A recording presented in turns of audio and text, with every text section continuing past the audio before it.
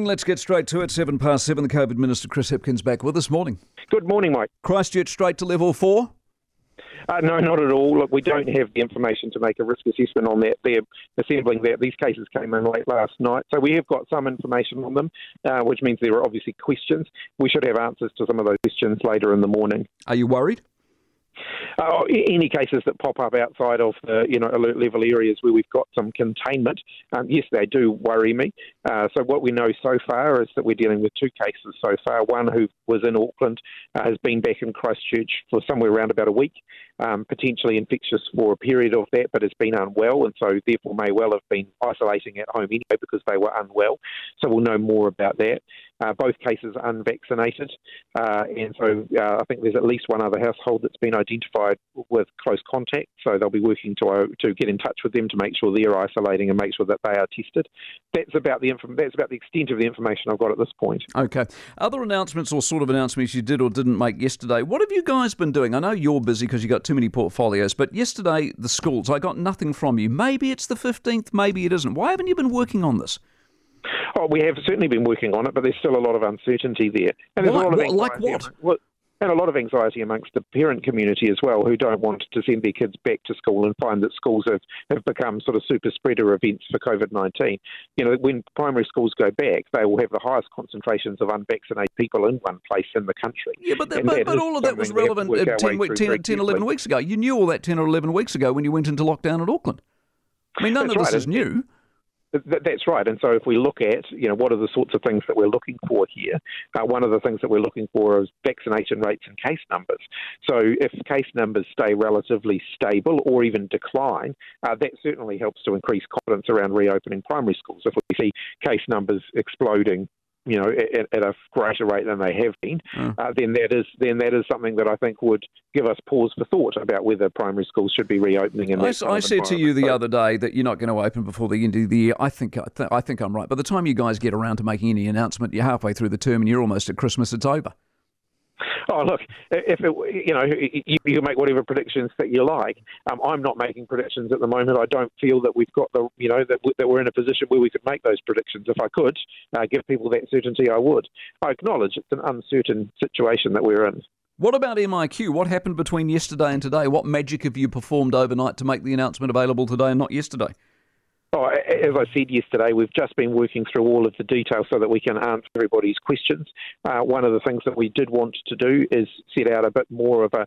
So this is not just that we'll announce some immediate changes today, but one of the things that we were doing over the last 24 hours is just trying to make sure people have a bit more certainty and a bit more of an idea about what the roadmap forward is, because the changes we announced today will be the first of a series of changes coming for MIQ. Now, we don't know the timetable for all those changes at this point because there's still a bit of uncertainty there, but we want to be able to set out what they're likely to be and what the trigger points for those changes are likely to be, which is what I will do later on today. Okay, everyone says it's been cut to 7 days. Is that fair?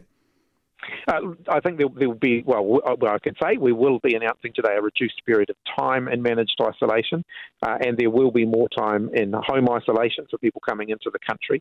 And the overall direction of travel is towards a system that is more weighted towards people isolating at home rather than an MIQ. As of Monday, in Australia, you can leave Australia and you can come back if you're vaccinated and go into New South Wales and Victoria, and you don't go into MIQ, and you don't even go home to isolate. You just get on with life. How come they can do that and we can't? Australia's situation is different. They can answer for their own choices around COVID-19. Our strategy here is to make sure that we are getting high rates of vaccination before we significantly increase the risk of COVID-19 around the country, and also that we want to continue to suppress COVID-19. We don't want it to run wild and have lots of people dying from it, lots of unvaccinated people dying from it, and so we do need to still have some public health protection measures in place. Antigen testing's available in supermarkets as of next week in Australia. Why isn't it here? Antigen testing, I think, will be much more broadly available. We have got antigen tests coming into the country now, so I think that you will. Yeah, but not next week and not in supermarkets. Why is Australia? What I'm asking is, why is Australia so far ahead of us? Why are they so much better? Oh, Mike, this is an argument you've made consistently since we began the COVID-19. Mainly because it's true. Well, we have a higher vaccination rate than Australia. No, you don't. We have a lower death rate, lower case rate than Australia. And yes, it is absolutely a fact that what's the percentage of New Zealand? What's the percentage of New Zealanders double jabbed at the moment? We said it. I don't have the memorized. I can give it to you. 71.7. What's Australia's double jab vax rate this morning?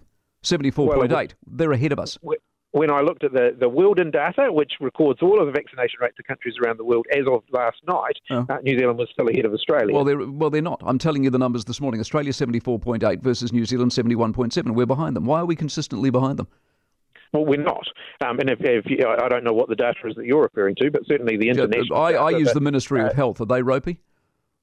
No, look, I don't know what data you're getting for Australia, but certainly the data as of last night was that New Zealand continues to be ahead of Australia. Well, what's Australia's number then? I think when I looked at it yesterday, for the overall first doses, we were sitting about 75%. No. We're not looking at first doses. We're looking at double vaccination, according to your government, Chris, as you've said a million times, is the key to success and the key to freedom. So I do double vaccination. Australia 74.8 and New Zealand 71.7. Well, as of last night, the numbers of double vaccinating. I don't have those ones to memory, but we were ahead of them on that too. But the overall point here is that I think New Zealand's response has been very successful. We've had a fraction of the case numbers. We've had a fraction of the number of people dying. Our vaccination has rolled out at pace. I don't think that those comparisons are fair ones. Marcus Stewart was on our program yesterday, the father of an 8-year-old, William, who died of a 6-year cancer battle. They asked 3 times to get their auntie to the funeral. Very small family. Ministry refused. Why are you so heartless? Look, I don't make individual decisions on cases. They're made based on a public health risk assessment. That is the way that it should be. But a vaccinated woman from Blenheim going to Auckland, what's the health risk? Ultimately, I don't make those decisions. No, I know that, but you're representative of the Ministry of Health, who are part of the government. You are part of the government. How can they be so heartless and callous? What is it you're looking to achieve? Well, like I said, I don't make those decisions. Other people make those decisions, and they do that based on a public health risk assessment. And it's difficult. It's very difficult with these, with cases like this, to make comments when you don't have the information about the individual cases and why they may or may not have been approved in front of you. So I would be very unfair of me, without knowing the details of that particular application, to be passing judgment on whether that was a right to call or a wrong call. Here's the thing. Once he appeared on our program, the pressure got put on the ministry, who granted her permission to go. So that's not a very clear decision, is it? And then when they granted her permission to go, she couldn't get a plane because there wasn't a plane because it was too late. Like I said, without knowing the details of those, I don't think it would be fair on that family or on the people who are making these decisions for me to pass judgment on them without the details of the cases. Appreciate your time. Chris Hipkins, COVID Minister, 7:15.